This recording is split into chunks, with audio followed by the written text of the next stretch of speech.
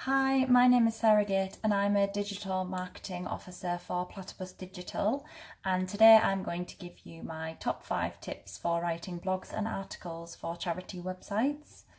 Just to put that into context a little bit, I know that priorities in charities are very difficult and often blogs and articles are kind of put on the to-do list, but then they drop off because people are really busy or they don't have time.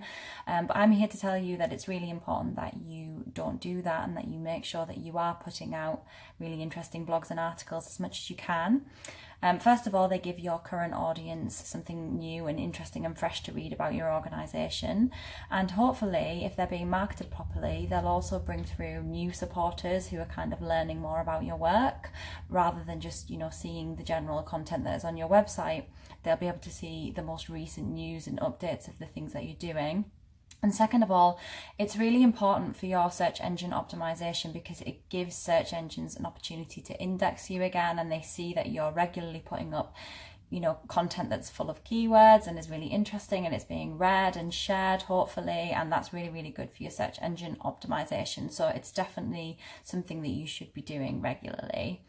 My first tip then is I'm often asked by people, where do I even start when it comes to writing something?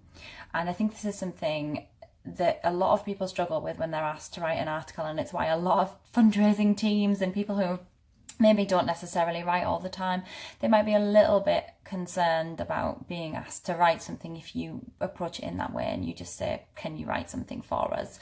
My best bit of advice with this is to write from the heart. There are blog and article ideas everywhere. You might speak to a fundraiser who has a really interesting story about how they went from volunteer to paid for member of staff, or you might have somebody who's been on an international deployment who's got a really interesting story to tell, or your CEO might want to talk about their charity journey, where they started out. Maybe they started out in corporate and they've made their way to charity, and they want to talk about why the issues that your charity are trying to combat are really important to them. And so when you approach these people, I think it's about, not kind of asking them to stick to a framework too much and saying, we've got a blog planned in about this, but actually saying, what are you interested in?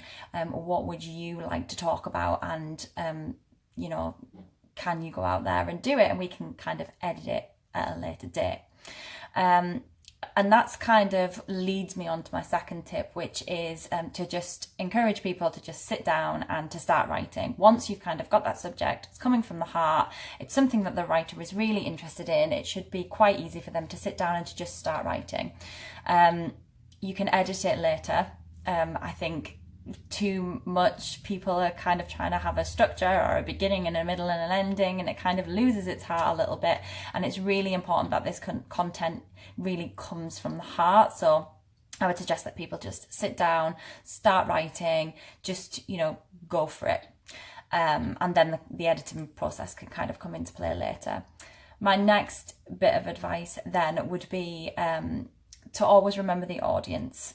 So obviously you want this content to come from the heart and to really, the writer to be really passionate about it. But you've got to remember that there are an audience of people who are going to come through and read this content. And it's really important that we remember who they are, what they're going to be influenced by, and also what is it that we want them to do. Are we writing this article about this fundraising journey because we want to recruit more volunteers or we want to recruit more fundraisers? Or are we trying to portray ourselves in a certain way? And I think it's really key that you kind of don't lose sense of who reads the blog and what it is that would be interesting to them. Otherwise it kind of defeats the point really of putting a blog out there if the key people who are going to read it are not going to be interested in it at all.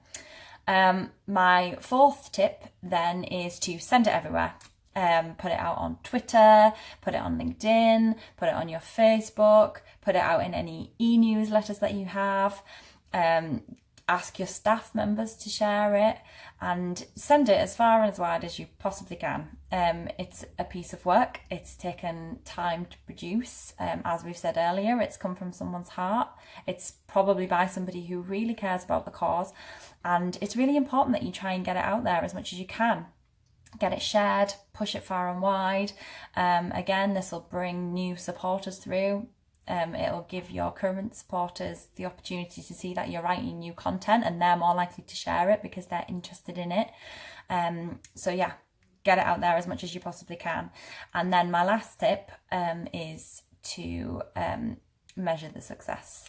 So a lot of people, they write these articles because they think it's a bit of a tick box exercise. You know, we've written this article, we've put it out there.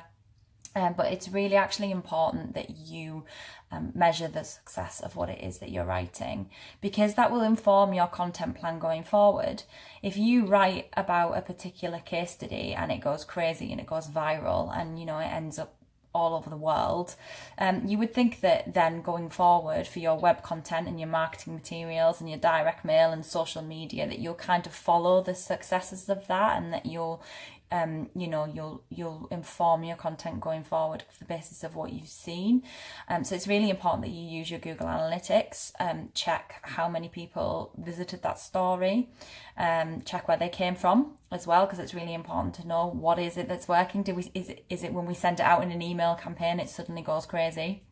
Make a note of all of that, report on it, and then say, you know, okay, well, we know that when our titles have, for example, top 5 tips on how to write a blog or article, when it uses that sort of top tips framework, people click through more from Facebook, but they don't so much from Twitter, or, you know, and you can kind of pull together this little jigsaw of how you should structure things going forward for a really successful campaign.